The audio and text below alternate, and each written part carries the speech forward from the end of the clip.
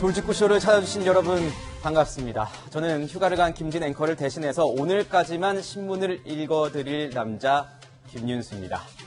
자, 이성윤 서울중앙지검장이 김학의 전 법무부 차관의 불법 출금 의혹 수사를 무마하려 했다는 혐의로 기소가 됐는데요. 이 사안에 조국 법무부 장관, 전 법무부 장관이죠. 당시엔 대통령 민정수석, 이 민정수석이 개입이 됐다는 새로운 정황이 제기됐습니다.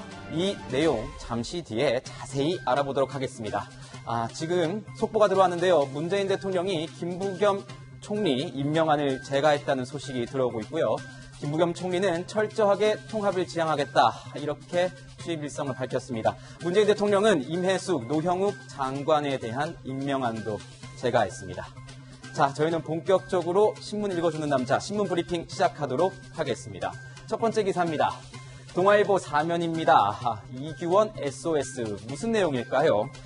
자, 이성윤 서울중앙지검장을 기소하면서 검찰이 법원에 제출한 공소장 내용을 자세하게 분석한 기사입니다. 제목이랑 표만 봐도 기사 내용이 그대로 이해가 되는데요. 이규원 검사가 김학의 전 법무부 차관의 불법 출금 의혹으로 내가 수사를 받고 있다, 이렇게 SOS 구조 신호를 보내자 당시 청와대와 법무부, 검찰 간부들에게 차례대로 부명 전화가 이어져 갔다는 겁니다. 특히 조국 당시 민정수석과 박상기 당시 법무부 장관도 이 사건에 연루되어 있다는 정황이 새롭게 나왔는데요. 법조계에선 조국, 박상기 두 사람에 대해서 검찰 수사 불가피한 것 아니냐, 이런 목소리도 나오고 있습니다. 다음 기사입니다. 한겨레 3면입니다. 정치권 소식이군요. 자, 어제 박준영 해양수산부 장관 후보자의 자진 사퇴로 명분을 얻은 여권이 속전속결로 김부겸 총리 후보자의 임명 동의안을 처리했다는 건데요. 야당은 여당의 독주 모양새를 부각하며 여론전에 나설 것이란 분석입니다. 국민의힘은 오늘 항의 표시로 청와대 앞에서 의원총회를 가질 예정입니다. 전국 경쟁은 어느 정도 더 이어질 것으로 보입니다. 마지막 기사입니다. 중앙일보 6면입니다. 미국 스파이 대장, 어떤 스파이 대장을 말하는 걸까요? 미국의 CIA, FBI 등 15개 정보기관을 총괄하는 에브릴 헤인스 미국 국가정보국 국장이 한국을 방문하고 있는데요. 이례적으로 동선을 노출하고 있습니다. 어제는 판문점 공동경비구역 JSA를 방문했는데 이건 미국이 일거수일투족을 지켜보고 있으니 함부로 움직이지 말라는 이런 메시지를 북한에게 보낸 것이다라는 분석이 나왔습니다. 헤인스 국장은 방한 기간에 문재인 대통령을 예방할 것으로 알려졌습니다. 지금까지 신문 읽어주는 남자였습니다. 네, 오늘 저와 함께 돌직구를 던져주실 등판 선수들 소개해드리겠습니다. 정혁진 변호사님, 김병민 국민의힘 비대위원님, 김형주 전 국회의원님, 이재명 정치부 선임기자, 어서 오십시오.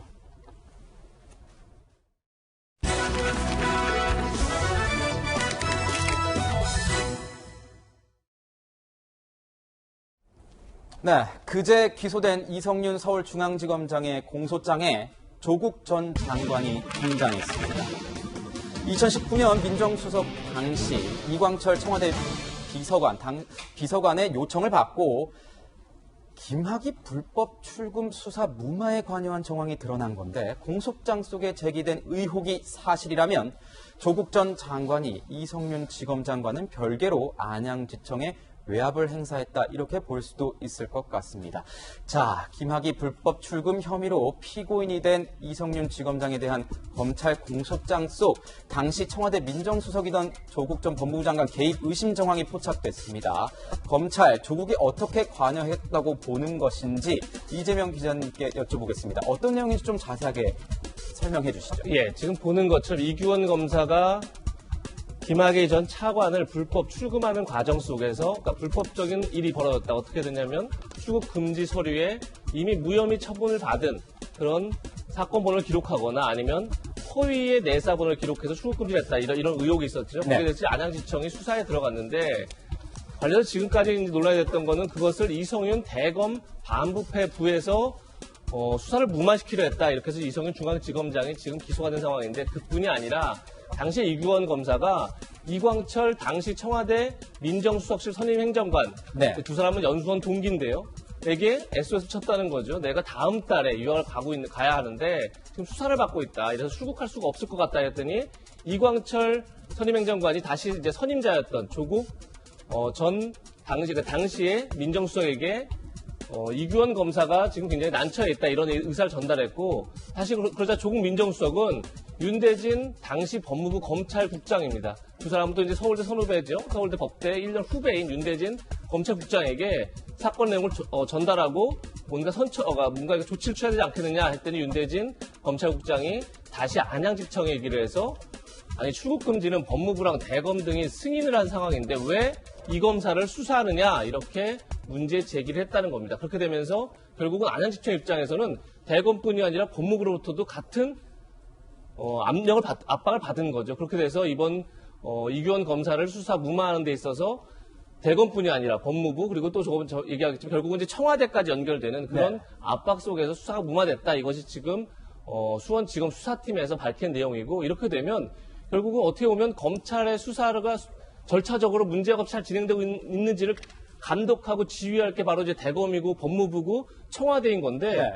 바로 어떻게 보면 절차적 정의를 확립하고 수립해야 할 기관들이 오히려 거꾸로 절차적 정의가 무너졌음에도 불구하고 그것을 압박해서 수사를 못하겠다 이렇게 되는 거기 때문에 이 문제는 앞으로 좀 공수처가 수사해야 된다 여러 가지 논란이 있지만 그 이전에 결국 과연 대검이라든지 법무부가 제 역할을 했느냐 이런 문제가 제기되지 않을까 싶습니다. 네. 이광철 당시 선임 행정관의 이런 부탁을 받은 조국 전 장관이 이 내용을 그대로 윤대진 법무부 검찰국장에게 전달했다. 이것이 수사팀이 지금 밝히고 있는 내용인데 조국 전 법무부 장관은 이 의혹에 대해서 압박하거나 지시한 적 나는 없다. 이렇게 밝혔습니다. 자, 조혁진 변호사님, 그런데 지금 보면요. 안양지청 쪽에는 수사 중단 요구가 들어가서 실제 수사가 중단이 된 그런 상황입니다. 이런 상황에서 조국 전 법무부 장관, 의혹에서 아예 자유롭다 이렇게 볼 수 있는 겁니까? 일단 이 경우에 있어서는 조국 전 장관이라기보다 조국 전 청와대 민정수석이 더 맞을 것 같다는 게 제 개인적인 생각이고요. 명칭을 그렇게 가는 게 낫겠다. 네. 왜냐하면 그 당시엔 수석이었으니까. 네. 그다음에 지금 중요한 거는 장관으로서 어떤 역할을 했던 게 중요한 게 아니고 수석으로서 어떠한 그 수사 무마 역할을 한 것이 아니냐 그 의심이니까. 지금 이재명 기자께서 잘 설명해 주셨던 것처럼 수사 무마가 투 트랙으로 이루어졌어요. 첫 번째는 대검의 반부패부에서 그 수사 무마를 했고, 근데 거기서 끝난 것이 아니라 이번엔 청와대 민정수석 비서관실을 통해서 이것은 어떻게 됐는지 이제 공소장을 보면은 이규원 검사가 스스로 자신에 대해서 수사가 진행이 된다고 하는 것을 그 이야기를 듣고 자기랑 굉장히 절친인 이광철 청와대 민정수석실 그 당시 행정관에게 이야기를 한 거고, 이광철 행정관은 이것을 조국 전 수석에게 보고를 하니까 네. 조국 전 수석이 그거는 검찰에서 알아서 할 일이다. 우리는 여기에 대해서 이렇게 저렇게 이야기할 수 없다. 내가 옛날에 수석 취임할 때도 난 그렇게 이야기했기 때문에 나는 그런 행동을 할 수 없다. 이렇게 딱 끊어줬으면 지금 조국 전 수석이 저런 이야기를 SNS에 올릴 필요조차 없었는데, 그럼에도 불구하고 조국 전 수석이 윤대진 당시 검찰국장에게 좀 잘 알아보라고 이렇게 지시를 한 거고, 그래서 그 결과가 어떻게 됐느냐. 이 이야기가 2019년 6월 말에 있었던 이야기인데 7월 4일 날 결국은 안양지청에서 수사를 그만뒀거든요. 네. 수사가 무마된 그 객관적인 그 팩트가 딱 일어나게 된 거죠.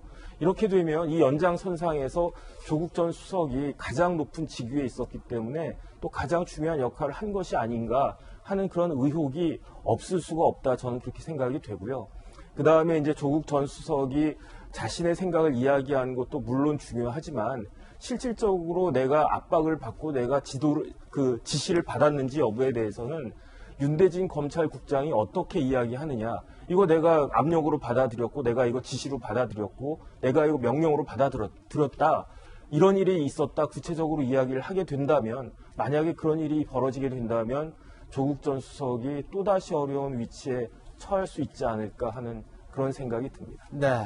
지금 공소장 내용에 보면 조국 전 수석만, 조국 전 법무부 장관만 등장하는 것이 아닙니다. 박상기 전 법무부 장관도 이 사안에 개입했다, 이런 새로운 정황이 드러나고 있는데요. 김병민 비대위원님은 어떻게 보셨습니까? 박상기 장관도 어느 정도 그 윤대진 검찰국장에게 질타를 했다는 겁니다. 내가 지시를 해서 이렇게 된 건데 그럼 나도 수사를 하겠다는 거냐? 이런 식으로 질책을 했다는 건데요. 오늘 아침 조간 보도를 보면 굉장히 명확하게 관련된 진술들에 대한 내용들을 하고 있습니다. 내가 시켜서 직원들이 한 일을 조사하면 나까지 조사하겠다는 것이냐, 이렇게 윤대진 법무부 검찰국장에게 얘기를 했다라는 건데요.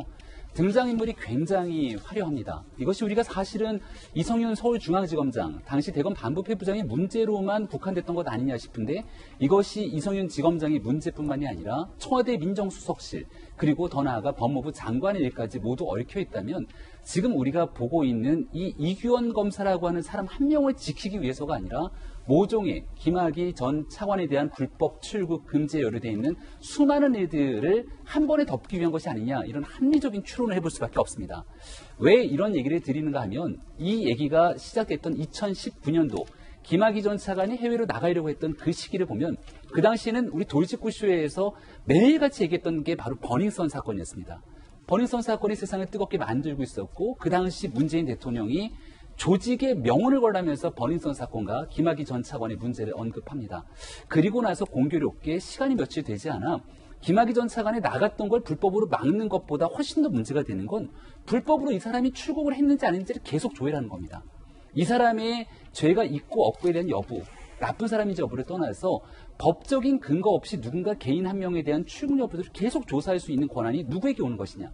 이것이 그냥 출입국 관리소에서 임의적으로 한 것이 아니라 누군가의 지시나 외압에 의한 것은 아닌지에 대한 의구심들이 커지고 있는 과정이었고, 그 불법 출국이 어디에서 이루어졌는지를 수사하고 있는데, 그 수사를 누군가가 막기 위해서 외압을 행사하는 것이 검찰의 힘 있는 간부 한 명이 아니라 법무부, 청와대까지 연루가 되어 있다면 심각한 문제 아니겠습니까?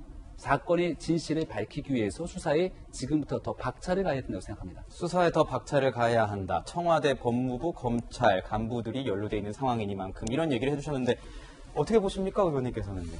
사실 이제 이 사건이 이제 공수처로 이첩을 하게 돼 있습니다. 지금 현재까지는 피의자가 아니라 혐의자, 어느 정도 관여를 했냐 하는 측면에서 윤대진, 그리고 배용원, 그리고 안양지청장 이현철, 이렇게 당시 지청장과 차장검사를 같이 공수처에 이첩을 했는데, 이제 그렇게 되면 공수처가 할 수 있는 일은 이제 거기서 수사를 하게 될지, 재이첩을 하게 될지 결정하게 될 것 같고요. 방금 우리가 이야기하고 있습니다만은 조국 전 장관, 그리고 박상기 전 장관, 두 전직 장관에 대해서도 공수처가 부를 수 있을 것인지, 만약 재이첩하게 된다면 다시 한번 그 수사가 서울중앙지검으로 넘어오겠죠. 검찰로 다시 넘어와서 수사를 하겠죠. 네. 이제 그런 부분에 대해서 어느 정도 수준까지 관여 정도, 지금은 피의자가 아니지만 어쨌든 언제든지 피해자가 될 수 있는 상황이기 때문에 굉장히 주목할 수밖에 없는 상황이 아닌가, 그렇게 생각이 듭니다. 네, 이런 가운데 전방위적인 사퇴 압박을 받고 있는 사람이 있습니다. 야당뿐만 아니라 여당에서도 그런 얘기가 나오고 있습니다. 여전히 그 이성윤 서울지검장에 대한 거취 어떻게 될 것이냐, 이렇게 얘기가 나오고 있는데, 앞서 기소와 징계는 별개라면서 이 지검장의 거취에 유보적 입장을 보여왔던 박범계 법무부 장관이요, 수원지검의 기소에 불편한 기색을 여지없이 드러냈습니다. 징계나 직무배제 검토하고 계신지, 좀 더 살펴봐야 되겠습니다. 유임 여부도 생각하시는 건지. 쉽게 결론을 낼 문제는 아니고요. 수사는 다 수원지검에서 해놓고 정작 기소는 중앙지검이 기소하는 거, 여러분들 좀 이상하다고 생각하지 않으세요? 관할을 맞추기 위한 억지 춘향이랄까? 그런 느낌이 듭니다. 자, 억지 춘향이다, 이렇게 얘기를 했습니다. 관할을 맞추기 위해 억지 춘향 기소한 거다. 수원지검이 아니라 중앙지검으로 넘어가서 재판을 하게 돼서 이렇게 불만 섞인 얘기를 좀 한 것 같은데, 억지 춘향은 무슨 내용인 겁니까? 글쎄요, 아마도 박범계 장관 이런 생각을 하는 것 같습니다. 그러니까 지금 이성윤 서울중앙지검장을 서울중앙지검 검사들이 기소하게 됐죠. 그러니까 결국 그렇게 되니까 이제 많은 언론사에서도 헌정사상 첫 피고인의 중앙지검장이기도 하지만, 결국 부하 직원이 서울중앙지검 검사가 중앙지검장을 기소하는 아주 초유의 일이 벌어졌다, 이렇게 이제 많은 보도를 했던 거죠. 네. 그 부분에 있어서 일부러 검찰이 이성윤 중앙지검장을 망신 주려고 부하 검사들의 기소를 맡긴 거 아니야. 이렇게 이제 약간 생각을 하고 지금 억지 추냐 얘기를 한 게 아닌가 생각하는데, 사실 관할이 다를 경우에 그렇게 이첩을 해서 기소한 일은 그렇게 매우 이례적인 일은 아니라고 저는 생각이 됩니다. 네. 그러니까 어쨌든 기소라는 건 두 가지 경우를, 그러니까 두 가지를 보고 기소를 하는 건데, 관할을 결국은 이제 사건이 일어난 주소지가 어디냐, 네. 아니면 그 피의자의 피고인의 주소지가 어디냐, 이렇게 이제 두 가지를 놓고 하는 건데, 사건이 일어난 장소들은 대검이니까 서울이고 이성윤 중앙지검장의 주소지도 서울이죠. 그래서 당연히 서울중앙지검에 기소하는 건 어떻게 보면 굉장히 중앙지법에 법원 서울중앙지법에 기소가 당연스러운 건데, 그렇다면 박범계 이제 장관의 문제 제기는 왜 처음부터 서울중앙지검에서 수사를 하지 왜 그 수원지검에서 수사를 했느냐, 이런 이제 문제 제기일 수도 있는데, 사실은 이성윤 중앙지검장을 수사한 게 아니라 차규근 법무부 출입국 본부장도 수사를 했었고 이규원 검사 수사를 했었고, 그러니까 그냥 여러 관할에 나눠져 있는 수사를 이제 수원지검에 맡겼던 거죠, 대검에서. 그런 점에서 이제 나중에 마지막에 결국은 그 관할, 그러니까 어떤 사건이 일어난 주소지라든지 아니면 피고인의 주소지라든지 봤을 때 중앙지법이 적격하다 이렇게 본 거고, 실제 현재 이규원 검사나 차규근 본부장 사건을 서울중앙지법에서 재판을 하고 있는 중입니다. 그래서 네. 나중에 병합을 하기 위해서라도 서울중앙지법에 이제 기소를 할 수밖에 없었는데, 이게 뭐 그렇게 대단히 억지스럽다 이렇게 볼 수는 없는 건데, 이런 얘기를 한 것 자체가 굉장히 어떻게 보면 지금 법무부 장관 여권에서 굉장히 이 사건을 기소하는 아주 불편하게 생각한다, 이렇게 인식할 수 하나 있는 거고, 오히려 지금 민망한 건 결국은 서울중앙지검 검사가 서울중앙지검장을 피고인을 놓고 신문하고 이런 절차들 재판하게 된 것 자체 아니겠습니까? 네. 그렇다 그러면 오히려 이 민망한 상황을 없애려면 당연히 중앙지검장을 인사를 조치를 해서 그 자리에서 물러나는 게 오히려 억지스럽지 않은 거죠. 그런 점에서 이 민망한 상황을 어떻게 해결할지는 오히려 박범계 장관이 어떻게 해결할지 그걸 정리하는 사람이 아닌가 싶습니다. 네. 대검은 직권남용 권리 행사 방해 혐의로 재판에 넘겨진 이 지검장을 서울중앙지검장에서 배제하도록 요청하는 방안을 검토 중이라고 아침 조간에 나오고 있습니다. 검찰총장 직무 대리를 맡고 있는 조남관 검찰총장 직무대행, 필요 판단 시 박 장관에게 직무 배제 요청 가능할 것으로 보이는데, 박 장관이 정말 이렇게 불편한 심기를 내비치는 상황에서 과연 이 조남관 총장 대행이 정말로 요청이 가능할 것으로 보이시는지, 가능성은 좀 어느 정도로 보세요, 변호사님? 가능성을 떠나서 요청을 해야 한다라고 저는 생각을 합니다. 해야 한다. 네. 왜냐하면 지금 일단은 첫 번째로 박범계 장관이 그 관할 운운하시는 거는 말이 안 되고요.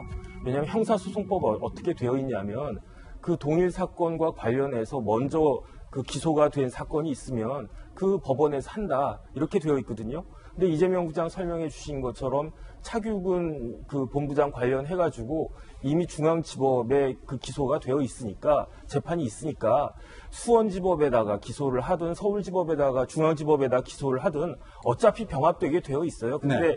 좀 나름대로 좀 편하게 하기 위해서 그렇게 한 건데, 그게 억지 춘향이라고 이야기하는 것 자체가 춘향이가 억지를 부리는 거 아닌가 그 생각이 들고, 두 번째로 공소유지를 중앙지검에서 하고 있는데 피고인이 중앙지검 검사장이지 않습니까? 네. 그러면 공소유지를 한다라고 하는 것은 검사가 피고인을 상대로 형사 법정에서 싸운다는 이야기인데, 만약에 그런 일은 뭐 있을 수는 없겠지만 이성윤 검사장이 공판부의 그 담당 검사에게 야, 내 사건이니까 좀 살살해, 그다음 증거 있어도 내지 말고 그냥 뭐 이렇게 적당히 해, 그렇게 해가지고 무죄를 받게 된다라고 하면, 그러면 이거는 그야말로 사법 시스템 자체가 문제가 될 수 있는 거기 때문에 혹시나 우려되는 상황. 혹시나 네. 우려되는 상황이죠. 그런 일들이 이론적으로 가능하기 때문에 이성윤 검사장은 반드시 그 자리에서 물러나야 되는 것이 그게 상식인데, 그런데 우리나라 검찰청법에 어떻게 되어 있냐면요, 검사를 임용하는 것뿐만 아니고 보직도 누가 네. 하느냐,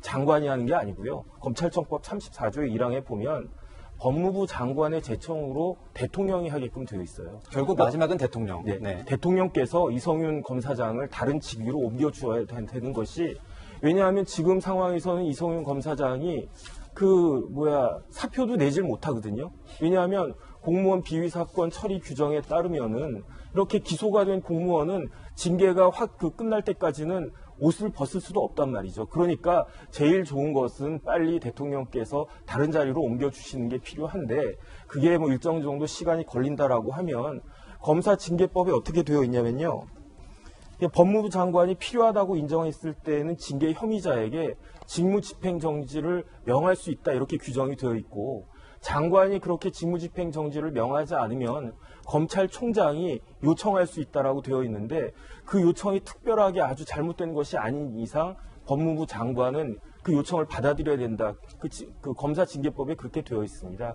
그러니까 이런 모든 상황을 종합적으로 봤을 때 조남관 그 대행이 일단은 직무집행 정지부터 법무부 장관에게 요청을 해서 직무라도 좀 그 직무집행 정지라도 이루어질 수 있게끔 하는 것이 그게 이성윤 검사장도 나중에 뭐 이상한 오해를 사지 않고 뭐 법원 검찰 다 적절하게 되는 그런 그 해법이 아닌가 싶습니다. 네, 조남관 직무대행 직무 배제 요청을 할 것인가 굉장히 궁금한 상황입니다. 이전에 윤석열 전 검찰총장은 지난해 한동훈 검사장 독직 폭행 혐의로 기소된 이 정진웅 광주지검 차장검사의 직무정지를 법무부에 요청한 적이 있었는데 당시에는 추미애 법무부 장관이 이를 거부한 사례가 있었습니다. 이번에 박범계 장관은 어떤 결정을 할까요? 정진훈 검사는 오히려 이런 독직 폭행 문제를 갖고 있음에도 불구하고 승진을 했죠. 차장검사 승진해서 이 추미애 장관의 법무부가 가지고 있는 많은 일들이 정치적 중립성을 외면한 것 아닌가라는 생각이 지우기가 어려웠고요. 그리고 지난해 많은 국민들이 지켜보셨던 추윤 갈등의 핵심, 지금 조금 전에 말씀하셨던 직무집행 정지를 관련된 내용의 의혹만으로 그 국정감사 청문회장에 나와서 앞으로 퇴임 이후에 뭐 하실 겁니까? 라고 물어봤더니 국가와 국민을 위해서 적절히 봉사할 내용을 찾고 있습니다. 이 말이 정치적 중립 위반했다고 징계하고 직무집행 정지했던 게 추미애 장관 법무부가 일어났던 일입니다. 지금 명확하게 기소가 돼 있는 서울중앙지검장에 대해서 본인의 사건에 대해서만 회피한다라고 얘기를 하게 된다면 그러한 직무집행 정지와 징계에 대해서 결재까지 했던 문재인 대통령의 모습들 우리가 굉장히 이율배반적이다라고 볼 수밖에 없지 않겠습니까? 제가 이 지점에서 많은 국민들이 불필요한 오해를 문재인 정부와 청와대에 더 가질 수밖에 없겠다 생각되는 지점은요. 조금 전에 우리가 이 사건을 봤던 이광철 비서관 당시에는 선임 행정관이었고 울산시장 하명 수사 논란에서부터 비롯된 그리고 환경부 블랙리스트 사건을 통해서 전직 장관은 구속됐지만 그 윗선에 관한 수사는 어디까지 이루어지고 있는지 이 많은 일들을 둘러싸고 있는 권력형 범죄 수사의 마지막 선에 방탄 검사 역할을 이성윤 지검장이 했던 것 아니냐 많은 사람들이 이 같은 문제제기를 하고 있습니다. 그런데 끝끝내 이성윤 중앙지검장이 기소까지 됐음에도 불구하고 그 자리를 유지시키고자 노력한다면 뭔가 있는 것 아니야? 라고 하는 국민적 의구심을 더 촉발시킬 수밖에 없다는 점을 야당 지도부의 일원으로서 말씀드립니다. 네, 야당 지도부의 일원으로서 이렇게 말씀을 해주셨습니다. 자, 이성윤 지검장, 김학의 출금 사건 그리고 청와대발 기획사정 논란에 대해서 수사 등에 대해서 관여하지 않겠다. 회피 신청을 했다는 겁니다, 의원님. 이건 뭐 회피 신청은 어떻게 이해를 해야 되는 겁니까? 계속 직을 유지하겠다 이런 의지로 표현이 되는 것 같은데. 말 그대로 회피 신청이라고 하는 것은 이 건에 대해서 일제 관여하지 않겠다라는 의미지만 사실은 다른 말로 표현하면 계속 이 자리에서 버티겠다. 네. 이렇게 이해할 수 있기 때문에 또 그런 측면에 있어서는 정진웅 차장검사 같은 경우도 여전히 기소 중에서도 직무 배제가 되지 않고 있는 상태였고 반면에 이제 한동훈 검사 같은 경우는 사실은 구체적으로 뭐 정황 증거라든지 기소 이런 부분들이 명확해지지 않은 상태에서 직무 배제가 이루어지고 네. 또 자리를 바꾸는 그런 경우가 있었기 때문에 형평성 논란이 불가피하게 있을 수밖에 없고 앞서 우리가 말씀이 나왔습니다만 어쨌든 이런 부분은 법무부 장관과 대통령 빨리 이 문제를 해결했으면 좋겠고 나름대로 이승윤 말하자면 중앙지검장은 이 김호수 검찰총장이 청문회를 거쳐서 빨리 검찰총장이 되고 그 다음에 어떤 자기 나름대로 변화의 변신의 가능성을 엿보는 것처럼 보입니다만은 그 이전에 오히려 결단을 내리는 것이 좋지 않겠나 그런 생각이 듭니다. 네. 자, 이 내용은 이제 법정에서 가려져야 될 것 같고 검찰 추가 수사로 더 이어질 것 같습니다. 좀 더 지켜봐야 될 것 같습니다. 자, 다음 이슈로 넘어가 보도록 하겠습니다. 자, 박준영 해수부 장관 후보자가 징역 27일 만에 결국 자진 사퇴를 했습니다. 야당에서 일명 뭐 여자조국으로 부른다 뭐 이런 얘기도 있었잖아요. 공세를 폈던 이명숙 과기부 장관 뭐 이렇게 조금 전에 이제 재가가 됐다는 얘기도 이제 저희가 전해드렸는데요. 자, 박 후보자가 그 한 명의 낙마 대상이 된 겁니다. 청문회 전국 속에서 여야의 대치 상황 정말 심상치가 않았습니다. 어제 박준영 장관 후보자는 이렇게 얘기를 하면서 자진 사퇴를 했습니다. 국민 눈높이에 맞지 않았다. 임명권자인 대통령님과 해수부의 부담으로 작용하는 것을 원치 않는다. 그래서 짐을 내려놓겠다. 이렇게 얘기를 했습니다. 그러자 청와대 관계자는 이렇게 얘기를 했습니다. 이는 문 대통령이 국회 의견을 구하고 종합적으로 판단한 결과 도출된 것이다. 저희로서는 박준영 장관 후보자 본인이 결단을 해줘서 고맙지만 마음이 짠하다. 이렇게 얘기가 됐습니다. 자, 이재명 기자에게 먼저 좀 한번 질문을 해볼게요. 이 자진 사퇴를 했다는 것 이렇게 나오고 있는데 이게 청와대와 사전에 어떤 조율이 됐다 이렇게 볼 수도 있습니까?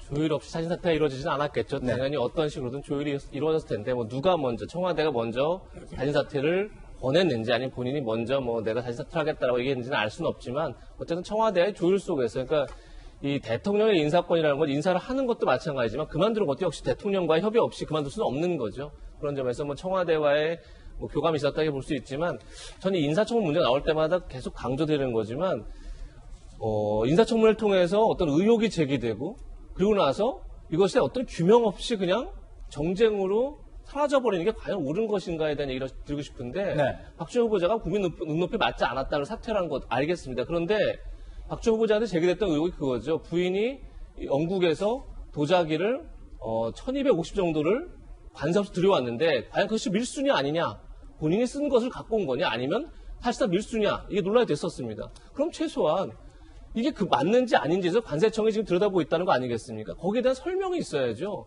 그래서 만약에 사실이 맞으면 사과를 해야 되는 거고 네. 사실이 맞지 않다면 오히려 설명을 이해를 구하는 문제인데 지금 모든 패턴이 마찬가지입니다. 박준영 후보자 그러고 나서 이제 어제 여당이 나머지 뭐 김부겸 총리 그다음 나머지 임혜숙 노영 장관을 다 통과시켰는데 임혜숙 장관에게도 여전히 지금 연구윤리 논란이 있는 거죠. 논문을 논문 내면서 계속 남편 이름을 넣었는데 그것이 과연 논문 내조냐 아니냐 뭐 연구비를 외국을 가면서 나라 돈으로 외유를 했느냐 안 했느냐 아무런 의혹에 대한 해명이 없습니다. 네. 의혹 제기만 있고 그것을 정부 입장에서 당연히 그것을 설명할 의무가 있는 건데 그런 게 없는 거죠. 김부겸 총리도 마찬가지입니다. 딸이 라인펀드에서 특혜성으로 가입을 했다는데 김부겸 총리는 딸 부부는 전혀 다른 이제 경제 생활을 하기 때문에 난 모른다가 끝입니다. 과연 그 특혜가 있는 건가요, 없는 건가요? 그러니까 뭔가 의혹이 제기되면 거기에 대한 규명과 설명이 먼저 있어야 되는데 그리고 나서 이제 어떤 이해를 구하든 사과라도 해야 되는데 그런 절차가 없이 그냥 정쟁으로 모든 게 그냥 흐지부지 끝나버리는 거죠. 과연 이런 패턴을 하는 게 과연 맞는 것인지 라는 질문이 마지막 하나 더 말씀드리면 대통령은 분명히 말씀했습니다. 야당이 반대한다고 해서 검증 실패라고 보지 않는다. 네. 그럼 어제 박준영 후보자 사태는 검증 실패인가요, 아닌가요? 거기에 대한 청와대 설명이 필요한 거죠. 검증 실패는 아니지만 야당이 반대하니까 어쩔 수 없이 사퇴한 건가요? 아니면 이것도 나름대로 검증 실패라고 인정을 해야 되는 건가요? 그러니까 그런 설명이 없이 그냥 이렇게 정쟁으로 가버리는 것 자체가 과연 이것이 어떤 인사청문회 제도의 발전이나 아니면 국민이 어떤 공직에 대해 바라보는 시각을 좀 높여가는 데 있어서 과연 도움이 되는 건가 이런 생각이 듭니다. 국민들의 이런 국민들이 가지는 의혹에 대해서 뭐 설명이나 규명 이런 과정도 없고 그거에 따른 사과도 없고 아무 해명도 없었다. 그냥 정쟁으로만 끝났다. 이런 말씀을 해주셨습니다. 좀 씁쓸한 모습도 있는 것 같은데요. 김부겸 이제 총리죠. 총리가 조금 전에 출근을 했습니다. 출근길 첫 일성 들어보시도록 하시죠.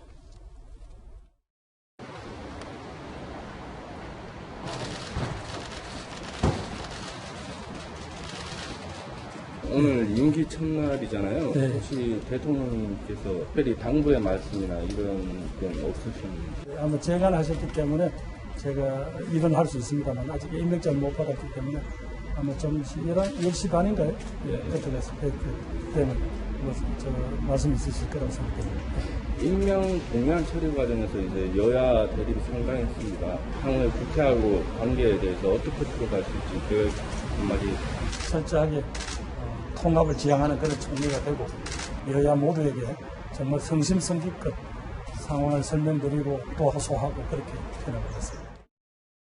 예, 저기서는 이제 나오네요. 국회와 청와대의 관계 어떻게 할 것이냐. 뭐 당청 관계에 굉장히 관심이 많이 가는 것 같습니다. 지금 이 상황에서 보면요, 의원님. 송영길 대표가 뭐 할 말은 하겠다. 뭐 당이 좀 주도를 하겠다, 청와대보다. 이런 얘기를 했었는데 이번 사안, 당에서는 적어도 한 명은 낙마해야 되는 거 아니냐 이런 얘기가 나왔기 때문에 당청 관계가 재정립된 것 아니냐, 그것을 여실히 보여주는 사례가 이번이 아니냐 얘기가 나오는데 그렇게 볼 수 있습니까? 이제 이번 그 시점이 중요하겠죠. 대충 이제 대통령께서도 취임 4주년 특별 연설을 하시면서 임명안에 대해서 후보자들의 어떤 적절함을 강조한 부분이 있었는데 결과는 그렇게 되지 않았기 때문에 네.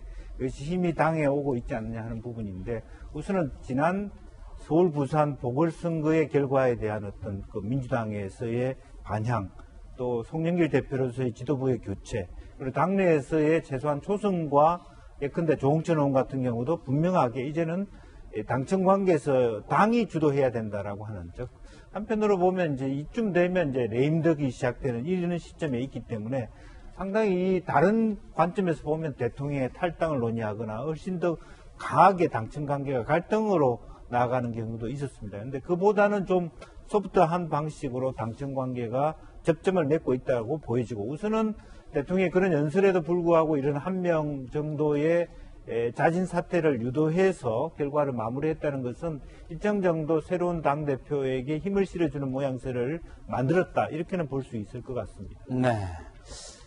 더불어민주당이 어제 저녁 본회의를 열었습니다. 그리고 김부겸 국무총리 후보자 임명 동의안을 단독 의결했습니다. 국민의힘은 협치 파괴다, 투쟁 모드에 돌입했습니다. 전국 경색이 불가피해진 날선 청문회 전국 이어지고 있습니다. 어제 그 현장 만나보시겠습니다. 오만 목선 협치 파괴 민주당을 끝납니다. 국민 무시 인사청사 대통령은 사과하라.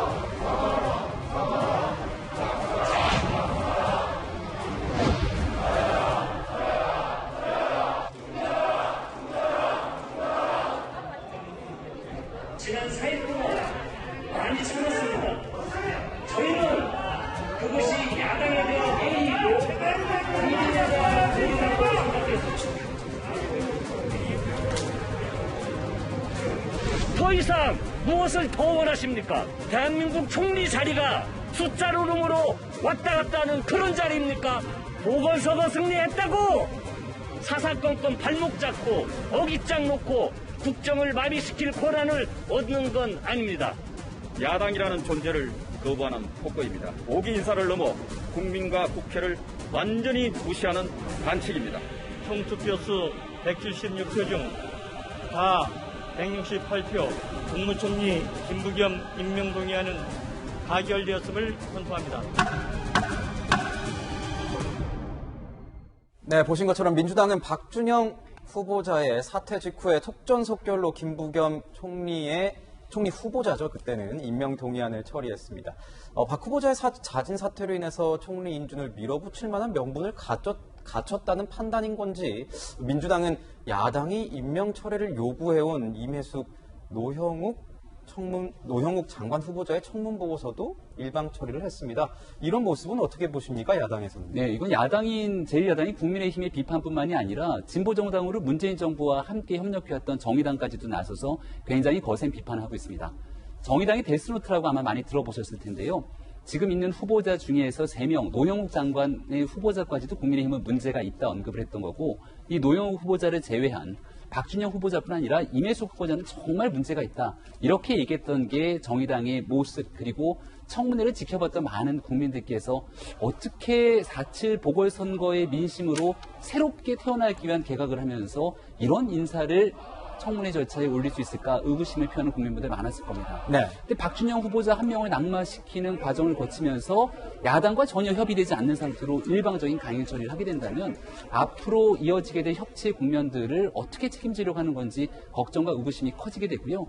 아마도 청와대와 여당 입장에서는 여기에 발목이 잡히게 되는 순간 이제는 인사검증 실패로 청와대 인사 속의 문제, 민정 속의 문제로 넘어가고 그 뒤로는 김호수 검찰총장 후보자의 인사청문회까지 줄줄이 있는 터라 여기서 밀릴 수 없다는 판단한 것 같습니다. 마지막으로 제가 드리고 싶은 얘기는요. 그렇게 일방 강행 처리해서 이제 대한민국의 국무위원이 되지 않습니까? 그러면 책임을 지고 일을 해야 되는데 그 국토부 장관 후보자가 문재인 정부 들어서 국민들을 시름에 빠뜨리게 했던 부동산 문제 풀어야 될 적임자고 LH로 촉발되어 있는 이 심각한 부동산 부패 문제 완전하게 뿌리 뽑아야 될 적임자인데 과연 그런 일 제대로 할 수 있겠습니까? 앞으로 이렇게 야당을 완전히 무시한 채로 일반 강행했던 문재인 정부에서 벌어지고 있는 수많은 문제에 대한 국정 책임 오롯이 문재인 정부의 몫으로 돌아갈 수밖에 없다고 생각합니다. 네, 지금 들어봤지만 야당에서는 굉장히 단단히 뿔이 난 것 같습니다. 이렇게 되면은 전국 경색은 계속 이어질 수밖에 없는 것이죠. 그렇습니다. 이제 아무래도 뭐 제일 이제 문제가 되는 게 김호수 검찰총장 후 청문회가 굉장히 제대로 시간 안에 이루어질 수 있을까부터 여러 가지 어떤 파행이 예상되는데 안타까운 것은 어쨌든 이게 김부겸 총리 인준의 문제하고 후보자, 부적격자로 생각했던 3명 후보자와 연계하고 또 법사위원장하고 연계하는 어떤 야당의 태도도 문제다 생각합니다. 네. 그 부분에서 문제가 있는 것은 강행 처리했을 때 결국 그 책임은 대통령과 여당이 지는 것이다라고 하는 부분이고 충분히 어떤 문제가 있다는 것은 국민들과 함께 많이 지켜봤을 것이라고 보고 이제 저런 시위를 하더라도 결과적으로는 또 표결에 참여하는 그런 모습을 보여줬으면 더 좋지 않았겠나 그렇게 생각하고 앞으로 새로 임명된 총리가 조금 더 또 청와대 정무수석과 함께 야당과 협의할 수 있는 조건을 빨리 만들어가는 것도 중요할 것 같다는 생각이 듭니다. 지금 보면 야당에서는 이런 것 같습니다. 여당의 어떤 독주, 오만 이런 내용을 앞세워서 계속 압박을 하겠다 이런 것 같은데 조금 뒤 10시부터는 청와대 앞에서 긴급 의총까지 열어서 이런 목소리를 내겠다 이런 것 같아요. 물론 이제 여당 입장에 볼 때는 야당이 발목만 잡는다 이렇게 비판할 수 있죠. 근데 사실 야당의 역할이라는 것 자체가 어떻게 보면 계속 국정에 대해서 문제 제기를 하는 거 아니겠습니까? 뭐 그런 문제인데 그럼 과연 여권은 여당은 그걸 어떻게 이제 돌파해내냐인데 과연 국민의 이해를 구하고 설득을 구하고 설명하고 이런 의무가 이제 여권에 있는 거죠. 그런데 어제 모습을 보면서 분명히 뭐 이제 민심을 반영한다는 차원에서 후보자 한 명을 낭만시켰습니다. 뭐 그 점은 어떻게 보면 과거보다는 진일보했다 평가할 수도 있지만. 네. 마치 오늘 언론도 이제 그런 보도가 있지만 그냥 박주영 후보자가 희생 플라이를 했다 이런 표현을 쓰는 거죠. 네. 왜냐하면 가장 약한 골이라고 볼 수 있는 한 명을 희생시켜서 나머지를 일사천리 통과시킨 건데 그렇다면 결국 이것이 지금 이제 4.27 재보궐선거 민심이라는 게 결국은 여권에 주는 사인이 이거 아니었겠습니까? 나만 옳다는 독선, 우린 다르다는 위선 이런 데서 벗어나서 일방 독주하지 말아라 이것이 지금 민심이었는데 결국은 한 명을 희생시켜서 나머지를 다 밀어붙였다면 과연 뭐가 달라진 거죠? 전 그런 점에서 전 좀 어제 아쉬웠던 게 뭐냐면 아까 말씀드린 것처럼 한 명의 후보자가 낭만했다, 뭐 진일보했다, 거기까지 좋습니다. 그러면 제가 말씀드렸던 것처럼 자 이번 우리가 계속 인사 실패가 반복되고 있다는 지적이 있는데 과연 그것이 맞냐 그러냐에 대해서 설명을 할 이런 숙려 기관들이 필요하고 좀 더 국민에게 이해를 구할 시간들이 필요한데 한 명 자기사 타자마자 일사천리 통과. 과연 이것이 과연 어떤 성찰의 모습으로 국민들에 비칠지, 좀 그래서 이것이 과연 4.27의 민심이었는가, 좀 여권이 뭔가 하나를 했으니까 나머지 됐다라는 오히려 더 민심에 경고했던 어떤 독선과 위선과 그런 문제에 계속 여전히 빠져 있는 게 아닌가 이런 굉장히 의구심이 들었습니다. 네, 국민들에게 이해를 구하는 숙려 기간이 너무 적지 않았냐 이런 지적을 해주셨습니다. 정치권 상황 앞으로 계속 좀 잘 지켜보도록 하겠습니다. 다음 이슈로 넘어가도록 하겠습니다. 자, 연륜이냐 새로움이냐 안정이냐 개혁이냐 국민의힘 당권을 놓고 중진대 초선 간의 신경전이 정말 뜨겁습니다. 경륜대 참신함 뭐 이런 경쟁 구도로 달아오르고 있는데요. 이 국민의힘 먼저 당권 주자인 주호영 전 원내대표가요. 윤석열 전 검찰총장과의 인연을 강조하면서 윤 전 총장의 입당을 자신해서 이목을 끌었습니다. 홍준표 의원의 복당에 대해서도 뭐 긍정적 의사를 밝혔는데 어떤 얘기를 했는지 직접 한번 들어보도록 하겠습니다. 윤석열 전 총장이 대구지검에 3차례 근무했습니다. 그런 인연으로 자주 만났습니다. 관사가 또 제 지역 안에 있었습니다. 서울에 사는 집도 같은 아파트여서 자주 만났고 또 심지어 KTX를 같이 타고 내려가다가 동대구역에서 검찰까지 제가 태워서 출근한 적도 몇 차례 있습니다. 제가 당대표가 되면 최단 시간에 만나고 최단 시간에 입당시키도록 하겠습니다. 홍 대표만 복당 안 된다고 하는 것은 저는 또 다른 분란이 될 수가 있다. 당 밖에 있던 400여일 동안 나 자신에 대해서 여러 가지 성찰을 했다는 말 속에 저는 그런 뜻이 담겨 있는 거라고 보고 있습니다. 자, 지금 지켜보시는 것처럼 주호영 전 원내대표, 이제 당대표 나올 것인데 윤 전 총장과의 인연을 강조하고 있습니다. 대구에서 일할 때 인연이 있어서 많이 마주쳤다 이렇게 얘기를 했고 또 홍 의원과는 복당 문제를 관련해가지고 복당이 안 되면 오히려 더 분란이 생기기 때문에 문제가 될 수 있다. 사실 지금 분란은 계속 일어나고 있는 상황인 것 같은데요. 이 주 전 원내대표가 윤 전 총장과 홍 의원을 꺼내든 이유는 뭐라고 보십니까? 결과적으로 현재 당내에 이렇다 할 대선 주자가 없는 상태에서 결과적으로 당 밖에 있는 대선 주자를 채워 넣어서 매우 큰 틀의 어떤 큰 통합적인 어떤 야권의 어떤 중심으로 국민의 힘이 거듭나지 않으면 다음 대선에 별로 그렇게 승산이 없다. 그러면서 다음 대선을 관리하고 또 수많은 후보를 우리 당에 이렇게 통합해서 집어넣을 수 있는 적임자는 나밖에 없다. 그런 측면을 얘기했습니다. 실제로 윤석열 총장은 94년 초임지가 대구였고 네. 또 2009년에 특수부로 대구에서 일을 했고 또 2014년에도 대구에서 일을 했습니다. 아마 말씀 중에는 같은 아파트 살아서 뭐 동대구역에서 집에까지 택시도 같이 타고 태워준 적도 있고 뭐 이런저런 해서 아주 친분을 과시하는 이제 그런 측면도 있고 또 네. 한편으로 보면 당 안 밖에 있는 여러 가지 홍준표 뭐 오늘 포함해서 모든 후보들을 모아낼 수 있는 구심력이 내한테 있다. 이제 그런 것을 강조함으로써 당대표의 자기가 적임자다라고 하는 것을 애둘러서 표현하고 있는 거다. 그렇게 보여집니다. 네. 지금 보면 또 주호영 의원 말고도 초선의 김웅 의원이 이 당대표 출마 선언을 했습니다. 변해야 이긴다, 인적 쇄신, 뭐 세대 교체론을 강조하면서 당대표 경선 출마 공식 선언을 했는데 그 모습 한번 보고 가겠습니다. 당의 변화는 당의 얼굴에서부터 시작합니다. 새로운 인물만이 새 시대의 희망을 담을 수 있습니다. 흘러간 물론은 그 물레 방아를 돌릴 수 없다고 하지 않습니까? 그래서 이제는 좀 새로운 생각을 가진 사람이 당을 이끄는 게 시대에 맞지 않나 그런 생각을 하고 있습니다. 네, 김병민 위원님 예. 보면은 초선 의원 중에 출마를 선언한 거는 처음 사례인 건가요? 그렇죠? 김웅 의원이 공식 출마를 선언했고 네. 이제 뭐 신문에 보면 윤희숙 의원이 나오는 것 아니냐, 또 김은희 의원이 나오는 것 아니냐 그런 얘기 인지도를 나오더라고요. 갖고 있으면서도 참신한 초선 의원들의 도전이 이번 주 금요일에 공고가 나가고 아마 이번 주말이 후보자 등록인 것으로 알고 있는데 이번 주가 아니라 돌아오는 다음 주에 김은혜 공고가 의원은 아마 당대표 출마를 선언했던 것 같은. 여기에 대해서 명확하게 네, 출마 방금 했네요. 방금 했네요. 네네네. 그렇습니까? 그럼 이제 김은혜 의원까지 했고 윤희숙 의원이 할지 말지를 좀 지켜봐야겠네요. 네네. 굉장히 많은 역동적인 변화들이 있는 상황입니다. 네, 지금 어떻게 들으셨습니까? 기자회견, 초선의 기자회견에 대해서 당내 분위기는 어떻습니까? 초선 당대표. 그래도 굉장히 역동적인 분위기 속에서 뭔가 일방적으로 전당대회가 과거로 퇴행하고 회귀하는 것 아니냐라는 모습들을 벗어났다는 굉장히 긍정적인 측면이 있다고 저는 생각합니다. 우리가 4.7 보궐선거를 기적 같은 승리를 이끌었는데 불과 1년 전에 있었던 4월 15일 총선의 참패를 기록했던 결과를 되짚어보면 과연 대통령 선거를 치를 수 있는 정당인가에 대한 자괴감이 굉장히 깊었습니다. 네.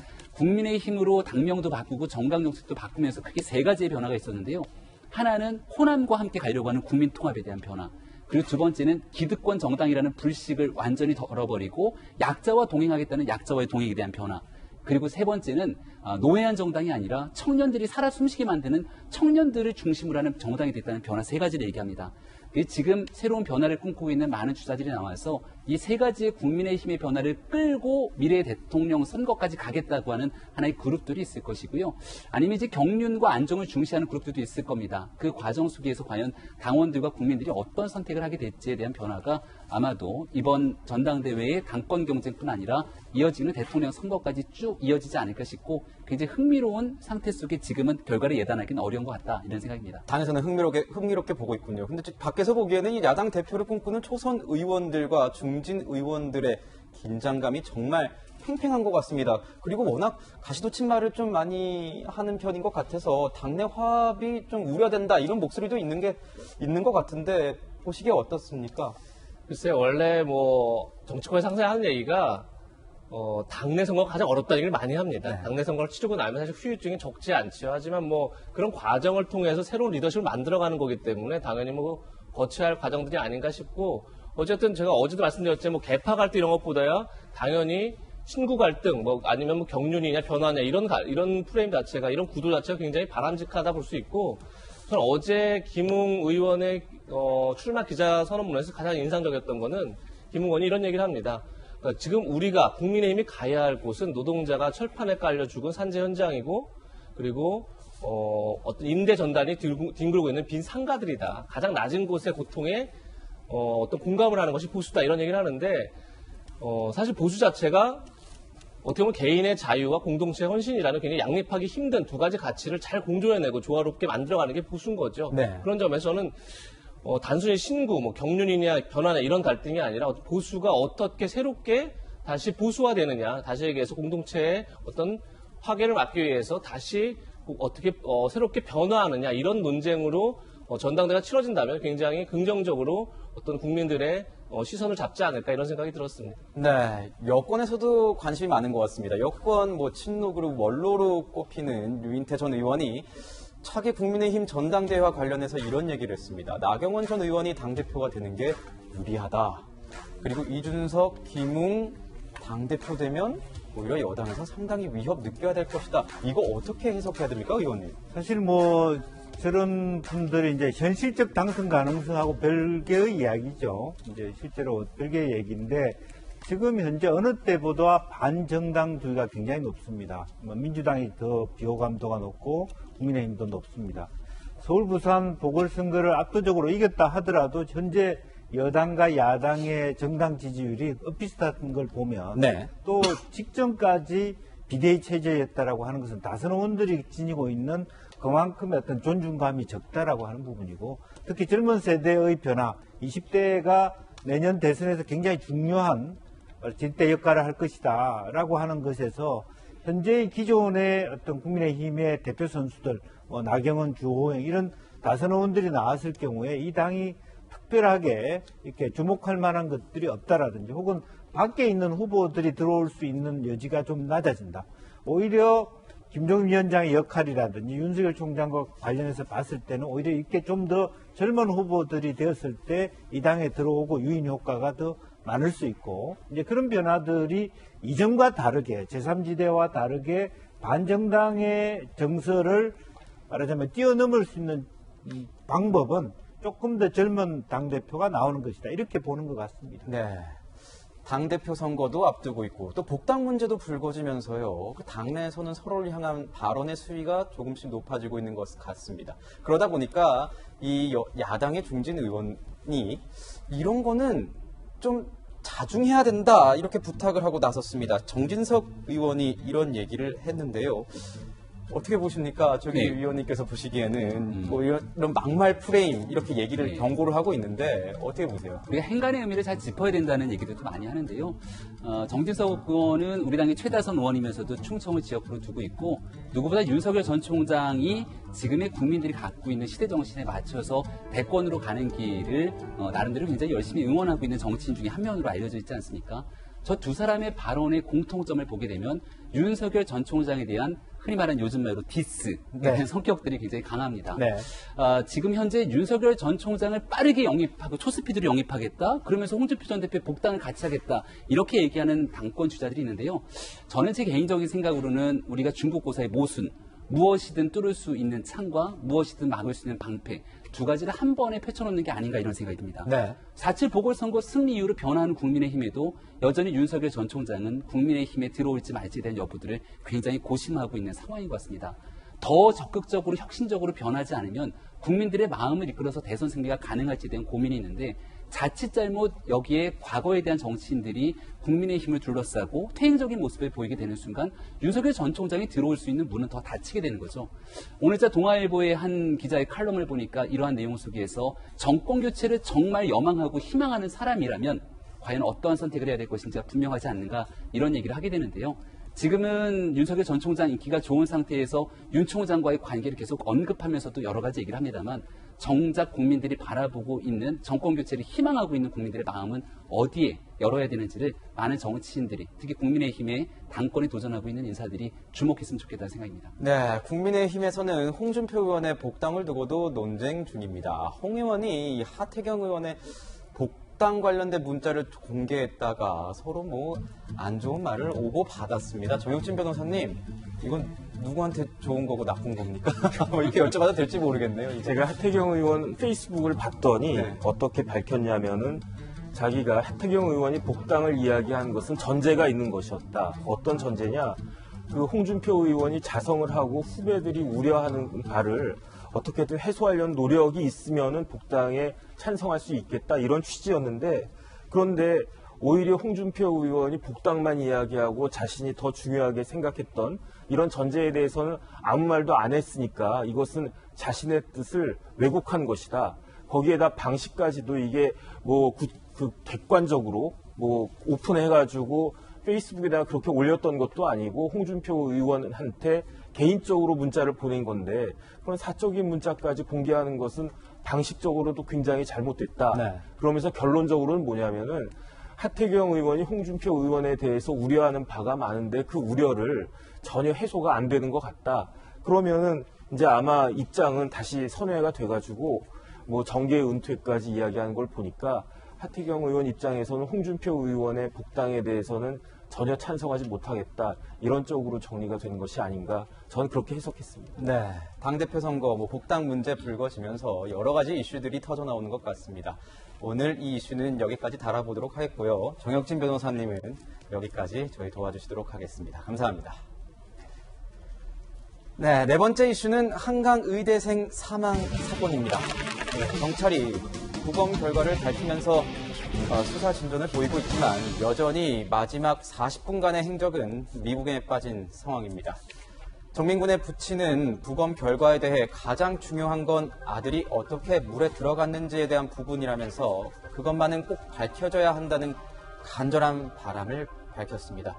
오늘은 오윤성 순천향대 경찰대학교 경찰행정학과 교수 모시고 확인되지 않은 마지막 40여 분의 행적 등 남은 의혹들에 대해 말씀 들어보도록 하겠습니다. 먼저 국과수 부검 결과 어제 익사로 추정된다 이런 얘기가 나왔습니다. 손정민 씨의 사인은 익사로 추정이 되는데 귀 뒷부분 2개의 상처는 사인으로 보기가 어렵다. 음주 후 2시간에서 3시간 이내에 사망했을 것으로 추정된다. 이렇게 밝혔습니다. 자, 오윤성 교수님 나오셨습니다. 안녕하십니까? 안녕하세요. 네. 저 방금 이 국과수 부검 결과에 대해서 저희가 설명을 드렸는데요.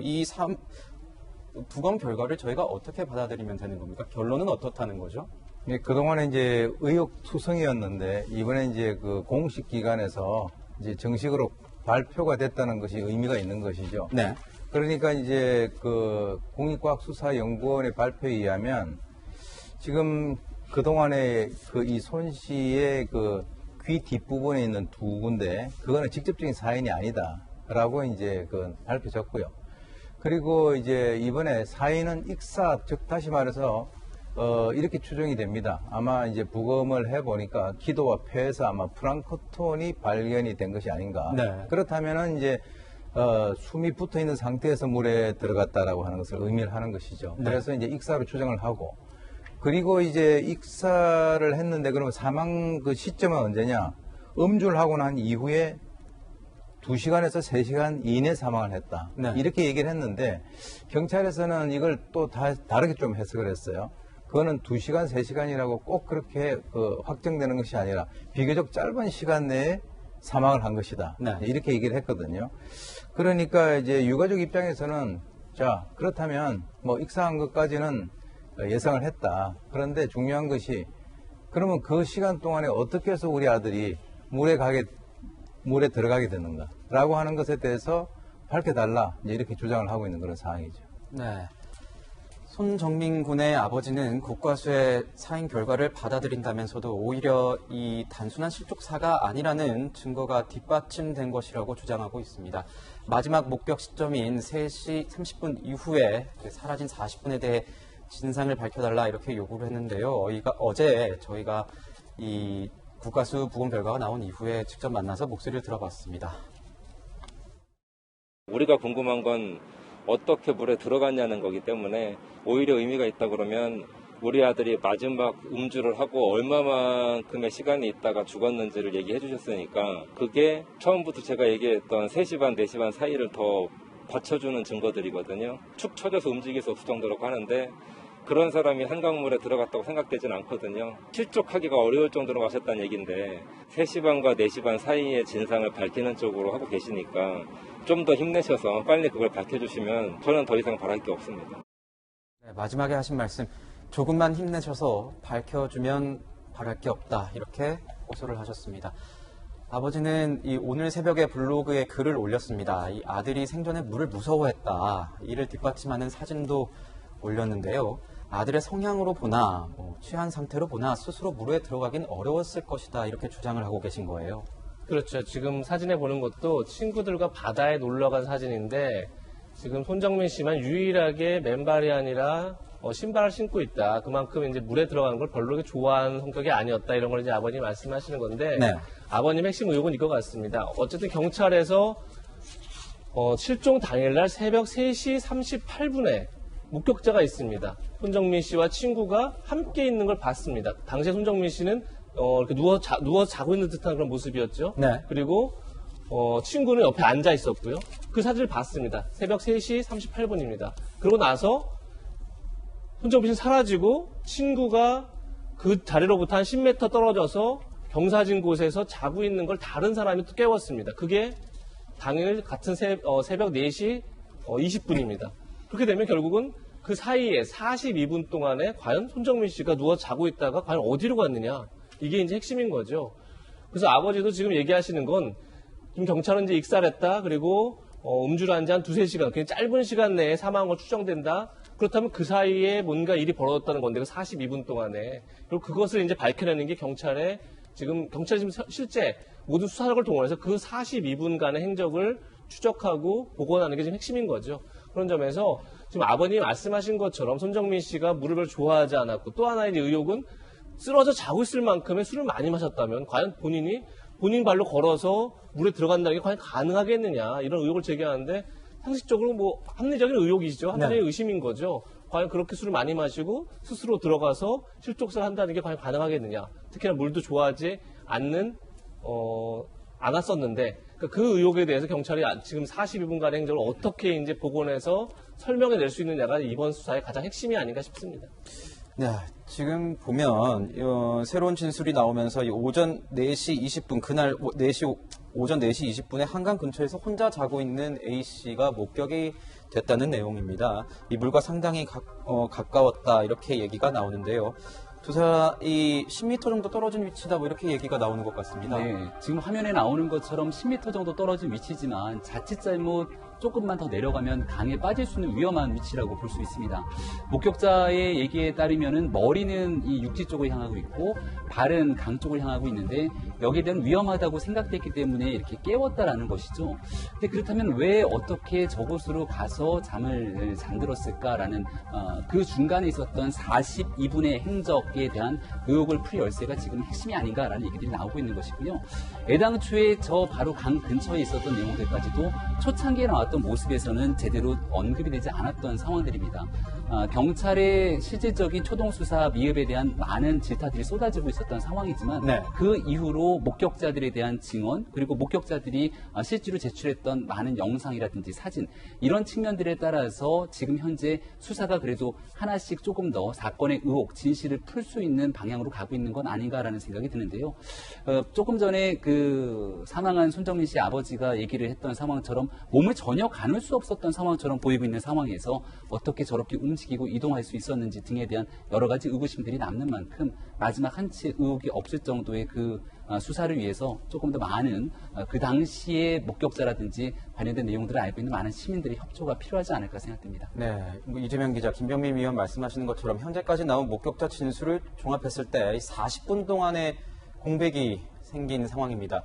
그 사이에 정민 씨는 어디로 가고 A씨 혼자 발견이 됐나 이 40분을 규명하는 것이 이번 사건의 그 의문점을 푸는 해결의 실마리다 이렇게 볼 수 있습니까, 교수님? 원래 이제 지금 그 손정민 씨 아버지가 3시 반에서 4시 반 사이 1시간 정도 이렇게 얘기를 했거든요. 근데 지금 이제 목격자 진술들을 토대로 해가지고 재구성을 해보니까 한 42분 정도로 이제 줄어들었단 말이죠.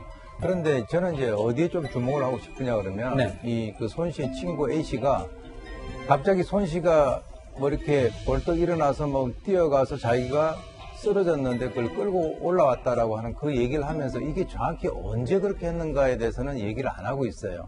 그렇기 때문에 지금 이제 이런 목격자들 진술과 연관돼 가지고 여러 가지 어떤 그 의문을 갖다가 해결하기 위해서는 이걸 좀 더 이 사람이 언제 그렇게 했는지 지금 가장 문제가 뭐냐면 10m 즉 25번만 가면 바로 물이 아닙니까? 네. 그러니까 그때 어떤 일이 벌어졌는가 이런 것에 대해서 지금 하나하나 지금 살펴봐야 될 그런 시점이라고 봅니다. 네, 이 두 사람이 구매했던 술과 관련해서도 좀 더 구체적인 보도들이 나오고 있습니다. 모두 3번에 걸쳐서 술을 9병 구매했다. 하지만 이 9병을 모두 두 사람이 모두 다 마셨다 이렇게 단정하긴 이른 것 아니겠습니까? 그렇습니다. 꽤 많은 술을 마셨습니다. 막걸리도 마시고 청주도 마시고 또 640ml짜리 큰 소주 2병, 네. 작은 소주. 평소에 성분의 주량이 소주 2~3병이라고 한다라면 두 사람 먹기에는 상당히 많은 부분이고 그렇기 때문에 이걸 다 먹었다라고 얘기하기는 좀 어려운 부분도 있을 수 있겠다. 네. 10시 54분경부터 한 3시간에 걸쳐서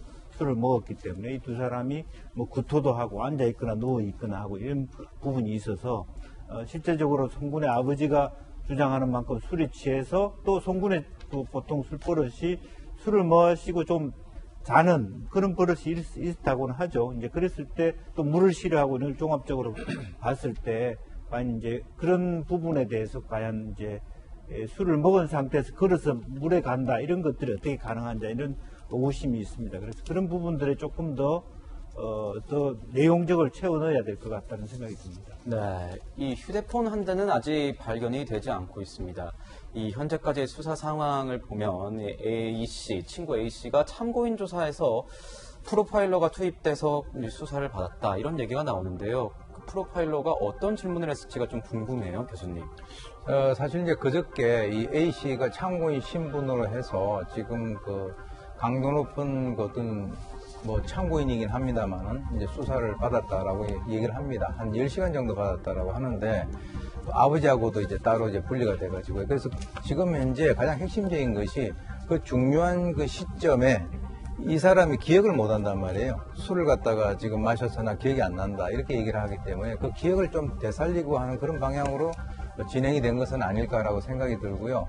그리고 이제 A씨의 노트북이라든가 이제 A씨 어머니가 3시 30분에 통화를 했기 때문에 이제 이미 그 휴대폰 포렌식은 완료가 됐고 지금 이제 손씨 아버지가 이 문제를 제기하고 있는 아버지 휴대폰은 지금 그 포렌식을 하고 있는 중이라고 합니다. 그리고 이제 핵심적인 것이 지금 그 이 A씨 휴대폰이 없기 때문에 그와 연관돼 가지고 이것을 찾기 위해서 이제 경찰의 그 힘을 좀 더 이렇게 더 넘어서 해군에 있는 그 특수 장비를 좀 지원을 받아가지고 지금 이제 그 수색 작업을 하고 있고요.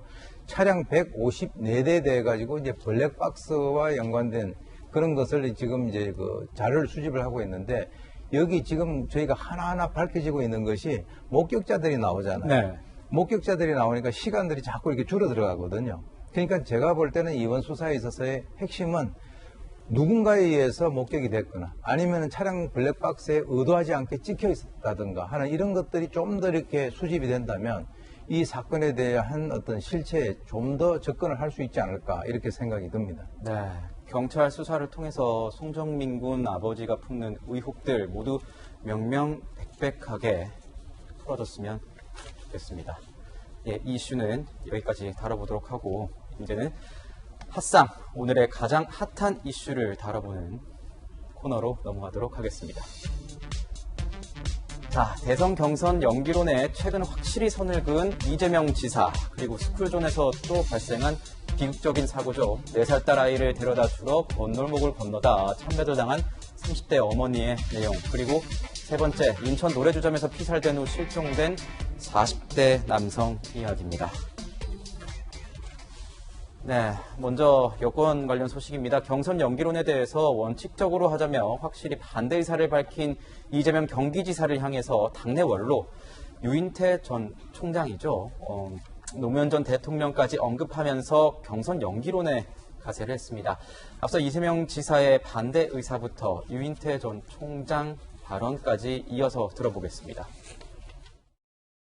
그냥 원칙대로 하는 게 제일 조용하고 원만하고 합리적이지 않나. 자꾸 논쟁되는 게 우리 국민들께서 안 그래도 삶이 버거운데 당 지도부가 어떻게 볼지 모르겠는데 오히려 이재명 지사가 그거 뭐 당에서 뭐 알아서 하라는 식으로 좀 대범하게 나가면은 지지율이 좀 많이 올라갈 것 같아요. 그리고 노무현 대통령은 뭐 후보 시절에 그 몇 번 정몽준 후보 쪽에서 마지막 그 할 때도 며칠 연기됐잖아요. 그 문항이 어쩌고 저쩌고 이럴 때는 대범하게 나가면요 우리 국민들이 다 봐요.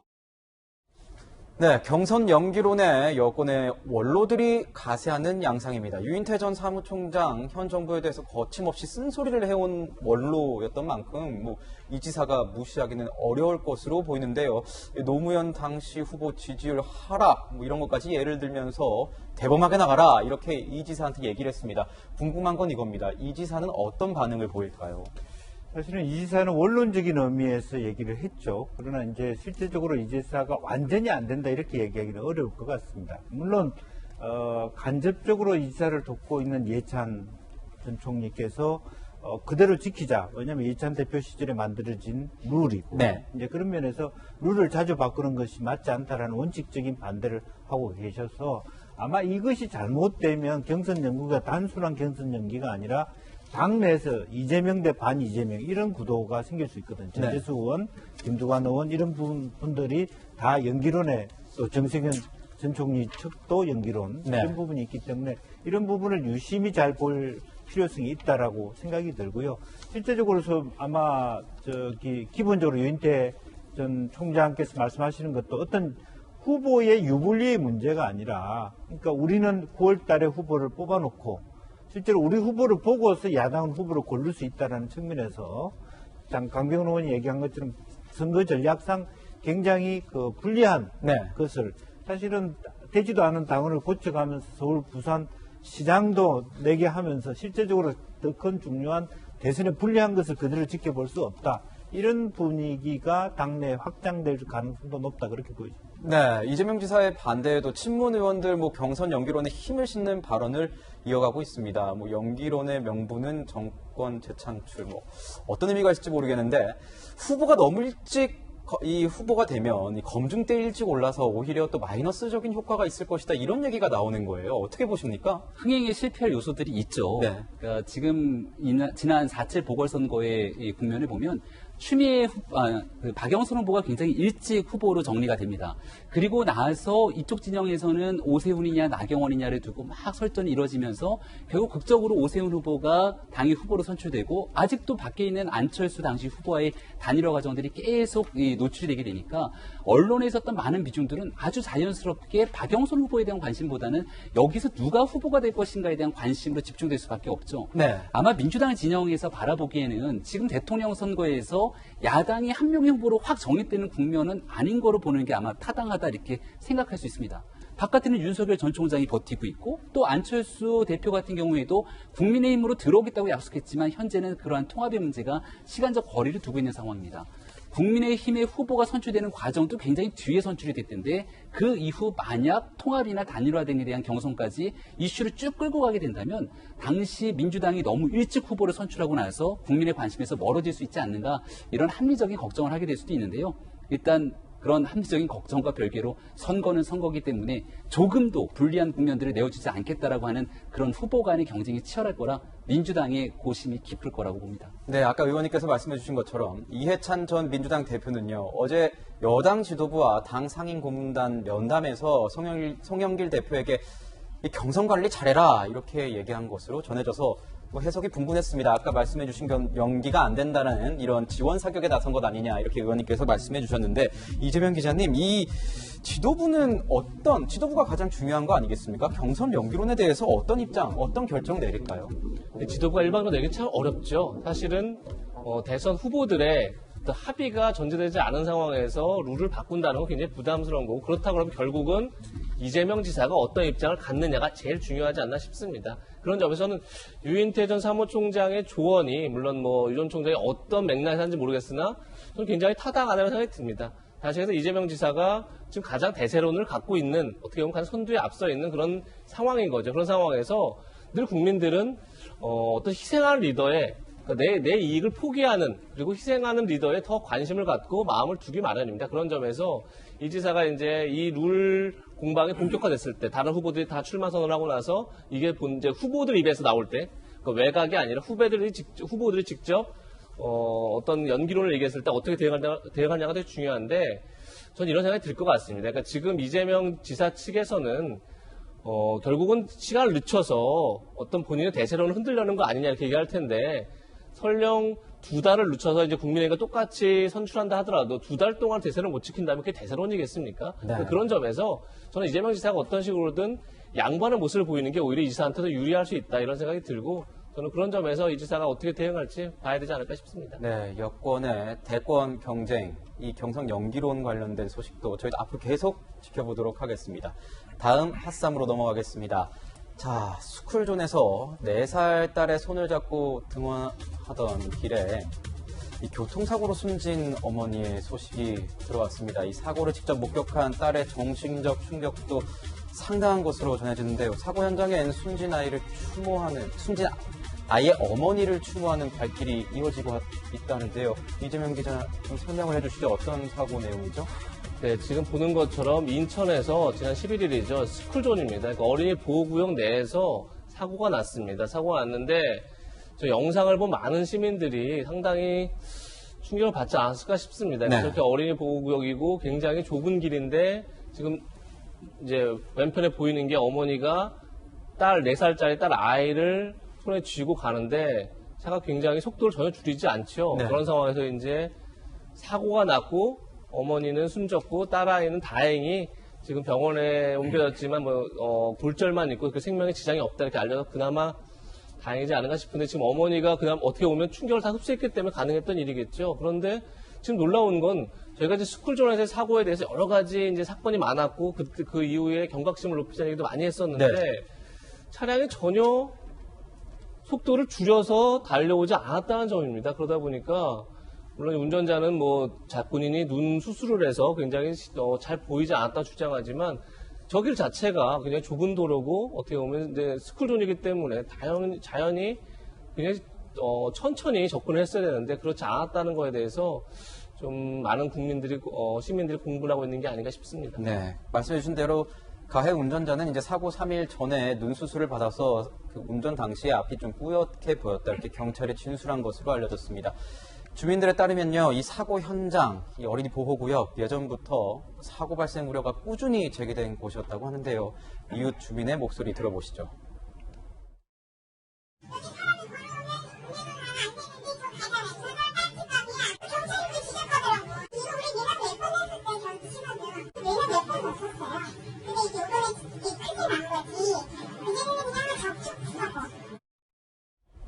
네, 교수님. 보면 이 눈 수술 3일 만에 운전대를 다시 잡았다는 겁니다. 이게 어떻게 보면 안일한 안전의식 아니겠느냐 이렇게 공분하시는 분들, 지적하시는 분들이 많은 것 같은데요. 이게 무슨 그 수술을 받았는지는 정확히 알려지지는 않습니다. 그런데 본인이 판단해서 눈이 뿌옇게 보인다 그러면 스스로 운전대를 잡는 것을 삼가를 해야죠. 근데 이제 지금 피해자의 입장에서는 정말 마른 하늘의 날벼락 아닙니까? 저 때가 제가 이제 듣기로는 이 피해자가 원래 아이를 등원시킬 때 차로 등원을 시키는데 날씨가 좋아서 오늘 엄마하고 손잡고 한번 이렇게 걸어가 보자. 네. 이렇게 하다가 이제 그렇게 된 건데요. 저게 이제 어린이 보호구역이고 횡단보도란 말이죠. 그러니까 피해자 입장에서는 전혀 자기가 이렇게 걸어가면은 보호를 받을 수 있을 거라고 생각을 하고 있기 때문에 저 차가 오는 상태에서는 전혀 방어를 갖다가 하지 않고 이렇게 건너가고 있는데 갑자기 저런 식으로 사람에 대해서 이렇게 차로 이렇게 밀어버리니까 저런 사고가 발생이 된 건데요. 저거는 지금 이제 그 나이 드신 분들 중에서 눈수술 받으시는 분들 적지 않아요. 사실 이 그 보도 보시고요. 눈이 좀 안 좋다라고 하면은 스스로 운전대를 잡지 않으시는 게 본인도 위하고 또 피해자도 위하는 가장 지름길입니다. 그럼 이런 사건에서 좀 궁금한 거는 이제 눈 수술을 했다. 그리고 어린이 보호구역에서 이제 사고가 난 건 아니겠습니까? 그럼 이런 어떤 처벌 같은 게 어떻게 이루어지는지도 좀 궁금한데요. 아무래도 이제 저희가 예전에 스쿨존에서의 처벌을 더 강화하는 민식이법이 통과됐기 때문에 아마 경찰도 스쿨존에서 사고인데 과연 이제 중요한 건 이 차량이 지금 보기에는 굉장히 속도를 줄이지 않은 것 같은데 과연 이제 어린이 보호구역 내에서 30km 이하의 제한 속도가 있는데 제한 속도를 지켰느냐 지키지 않았느냐가 되게 중요하겠죠. 거기에 따라서 아마 이제 처벌 달라질 텐데 글쎄요, 뭐 지금 이제 저 CCTV 화면만으로 정확히 알 수 없지만 저 부분에서 아마 경찰이 저 부분과 함께 조금 전에 오윤석 교수님 말씀하신 것처럼 과연 본인이 주의할 의무를 다 했느냐 이 부분을 보고 아마 처벌 수위를 정하지 않을까 이런 생각이 듭니다. 네, 정말 가슴 아픈 이런 사연들, 사고들 더 이상 들려오지 않았으면 좋겠습니다. 예, 다음 핫쌈 알아보도록 하겠습니다. 노래 주점 사건, 업주, 손님 간 술값 문제로 이 실랑이를 벌이던 중에 발생했다. 이런 내용입니다. 지금 내용을 보면요.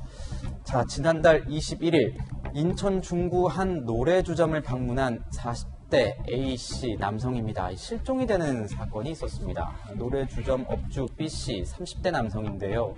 A씨가 방문 다음 날 새벽에 주점을 나갔다. 이렇게 경찰에 진술을 했습니다. 자, CCTV를 살펴보니까요. CCTV 속에 A씨 노래주점 안으로 들어가는 장면이 있는데 밖으로 나가는 장면은 경찰이 찾아볼 수가 없었습니다. 자, 업주 B씨 본인 차량으로 뭔가 옮기는 모습 등이 확인이 됐는데 이 경찰이 보니까 감식을 해보니 주점 내부에서 A씨의 혈흔 등 DNA가 발견됐습니다. 특히 이 청소용 세제나 쓰레기 봉투 이런 것들을 구매했다는 정황도 밝혀낸 건데요. 자, 노래주점 업주 B씨 당연히 긴급 체포됐고 이 경찰의 수사 결과 경찰의 수사망이 좁혀지자 범행을 자백했습니다. 지난 12일 그래서 경찰은 인천 부평구 철마산에서 A씨가 아주 훼손이 많이 된 시신의 상태로 발견됐다는 점을 밝혀왔습니다. 자, 이 피해자 손님과 업주 간에는 어떤 일면식이 있거나 그런 사이는 아니었던 것으로 보입니다. 네, 지금 이제 이거는 전형적인 우발적 범죄입니다. 우리가 이제 이 사건하고 연관을 해가지고 쉽게 떠올릴 수 있는 사건이 안양 노래방 사건이죠. 그래서 이제 안양 노래방 사건 때 주인이 손님을 살해해서 시신을 훼손해서 어린이 대공원에 유기를 한 그런 사건하고 굉장히 성격이 유사합니다. 근데 이 사건 같은 경우는 처음에 이 손님이 자기 후배하고 같이 들어왔다가 후배 보고 먼저 가라. 나는 좀 더 이렇게 노래를 부르다 가겠다. 이렇게 해가지고 이 사람이 실종이 됐거든요. 네. 그런데 나중에 이제 CCTV를 보니까 들어가는 건 있는데 나오는 건 없다는 거죠. 그래서 이제 거기에 대해서 좀 이제 수사를 집중을 하다 보니까 실내에서 혈흔하고 DNA 즉 어떤 인간의 어떤 일부분이 이제 발견이 됐단 말이죠. 그러니까 이제 주인을 범인으로 특정하는 것은 경찰의 입장에서는 굉장히 쉬운 일이죠. 네. 그런데 이제 본인이 끝까지 그것에 대해서는 부인을 해왔고, 그리고 이제 자기는 모르겠다. 그 사람이 나갔다. 이렇게 얘기를 갖다가 했었었는데, 결국 이제 주위에서 보니까 쓰레기 봉투라든가 또는 세척제라든가 또 청테이프. 벌써 이 세 가지가 딱 조합되면은 경찰 입장에서는 금방 이렇게 뭔가 떠오르지 않겠습니까? 그래서 결국은 이제 본인이 그것에 대해서 자백을 했고, 그리고 이제 시신을 유기한 장소까지 본인이 얘기를 갖다가 처음에는 안 하고 여러 군데를 갖다 다녔다가 최종적으로는 그 지점을 갖다가 찍어서 시신까지 확인을 했습니다. 이 잔혹한 범죄인이만큼 이 신상 공개를 검토 중이다 이런 얘기도 나오고 있는 것 같은데요.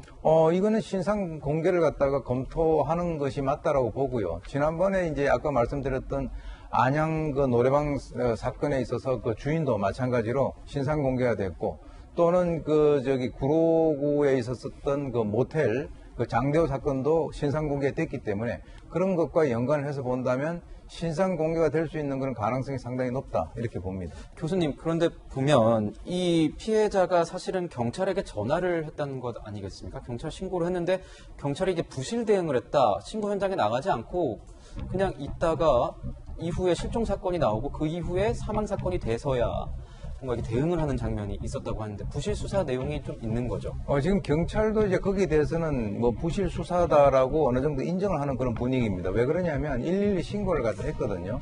근데 신고를 한 시간이 새벽 2시 5분이었어요. 인천 같은 경우는 그때 당시에 코로나19로 해가지고 그때 당시에는 사실은 영업을 할 수 없는 그런 상황이었는데 112 신고를 하니까 이 주인의 입장에서는 자기가 나중에 책임을 져야 되잖아요. 그런데 그때 당시에 112 신고를 했는데 뒤에서 욕도 들리고 그랬는데 본인이 신고를 했던 그 이 피해자가 자기가 뭐 알아서 처리하겠다라고 하는 그 얘기 한마디 듣고 출동을 안 했단 말이죠. 신고 취소로 받아들였다는 거죠. 거죠. 그래서 만약에 우리가 이제 좀 이 뭐 가정이라고 하는 건 없습니다만 그때 당시 112 신고를 만약에 접수를 해가지고 지령을 해가지고 관할 그 지구대에서 만약에 출동을 했더라면 이 사건이 발생이 되지 않을 수도 있지 않았는가라고 하는 그런 측면에서는 상당히 아쉽다라고 생각이 들고 지금 경찰에서도 이것에 대해서는 진상을 갖다가 조사를 해가지고 그 책임 소재를 밝히겠다 이렇게 얘기를 하고 있는 그런 상황입니다. 네, 사건 사고 소식 연이어서 알아봤습니다. 저희는 60초 후에 다시 돌아오겠습니다. 네, 지난 이틀 동안 돌직구쇼 대체 진행을 하면서 많은 얘기 들었습니다. 실책도 많이 들었습니다. 가슴속 깊이 새기고 더 열심히 발전하는 모습 보여드리도록 하겠습니다. 마무리하겠습니다. 오늘 하루는 분명 어제보다 더 나을 겁니다. 감사합니다.